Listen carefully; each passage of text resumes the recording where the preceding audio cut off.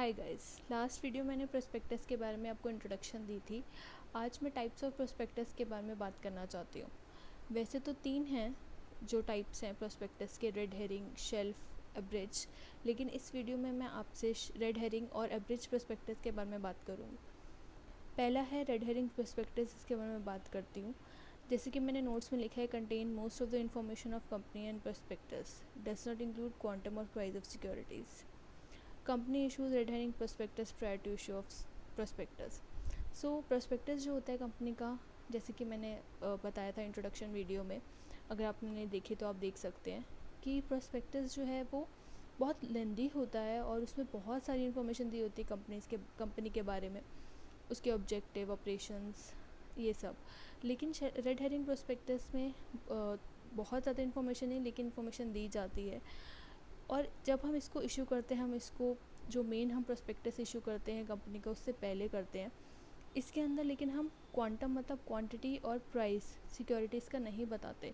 हम सिर्फ floor price और कैप प्राइस, कैप मतलब सर पे पहनते हैं हम कैप, वैसे ही मैक्सिमम प्राइस जो होता है सिक्योरिटी का, और फ्लोर प्राइस, फ्लोर मतलब ज़मीन, मिनिमम प्राइस, कैप प्राइस और मिनिमम प्राइस, वो दोनों हम बताते हैं। कि कंपनी बताती है कि 7.50 रुपीज़ से 9.50 रुपीज़, इसके बीच में इन्वेस्टर्स बिड करते हैं कि इन दोनों प्राइस के बीच में उनको क्या लगता है कि कंपनी की शेयर्स की क्या वैल्यू होनी चाहिए। तो वो वैसे ही बिडिंग करते हैं जब इनके ओपन होती है बिड्स। तो उसमें जो मैक्सिमम बिड्स आती हैं, उस पे जिन लोगों ने किया बिड, उन्हीं को अलॉट हो जाता है सिक्योरिटीज़। तो ये सारे बुक बिल्डिंग प्रोसेस में है। अभी फ़िलहाल हम रेड हेरिंग प्रोस्पेक्टस पढ़ रहे हैं। लिखा है कि फाइल विद आरओसी। हाँ, तो आरओसी पे हम आरओसी के पास रेड हेरिंग प्रोस्पेक्टस 3 दिन पहले हम फाइल करवा देंगे जब हम ओपन करने लगे सब्सक्रिप्शन लिस्ट। ऑब्लिगेशन दोनों में सेम होती है, सारे रूल्स हमें फॉलो करने पड़ते हैं। File with ROC and SEBI upon close. तो जब आरओसी और सेबी के पास हम अपने सारे डॉक्यूमेंट्स वगैरह प्रोस्पेक्टस फाइल करेंगे, जिसमें हम बताएंगे कि हमने कितनी कैपिटल रेज़ की, और चाहे हमने शेयर्स इशू किए, डिबेंचर्स, क्लोजिंग प्राइस क्या रहा, किस प्राइस पे हम इशू करेंगे, सारी डिटेल्स जो हमने रेड हेरिंग प्रोस्पेक्टस में नहीं इंक्लूड करी वो हम दे देंगे, उनको फाइल करेंगे जब हम क्लोज़ कर देंगे ऑफ़र। सो ये था हमारा रेड हेरिंग प्रोस्पेक्टस। नेक्स्ट है abridge prospectus. Sorry for my hand writing.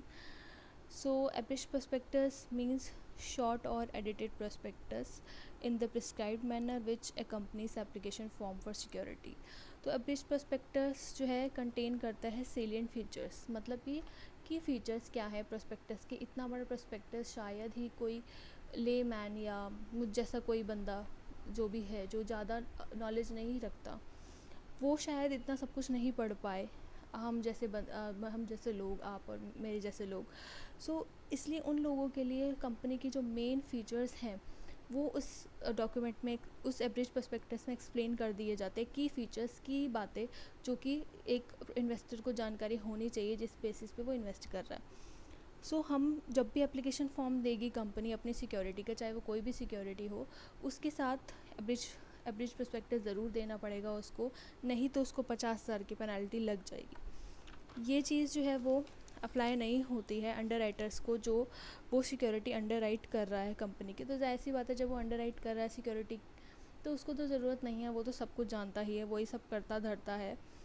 और सिक्योरिटीज़ जो ऑफ़र नहीं हुई है पब्लिक को, जैसे प्राइवेट प्लेसमेंट वगैरह होती है, तो उस केस में हमको सिक्योरिटीज़ जब हम देंगे एप्लीकेशन फॉर्म, तो उसमें एब्रिज प्रोस्पेक्टस नहीं लगेगा। Thank you and please subscribe the channel for more videos. And आगे जाके मैं अपडेट्स वगैरह ये सब भी डालूँगी और भी टॉपिक्स पे बात करेंगे। थैंक्स।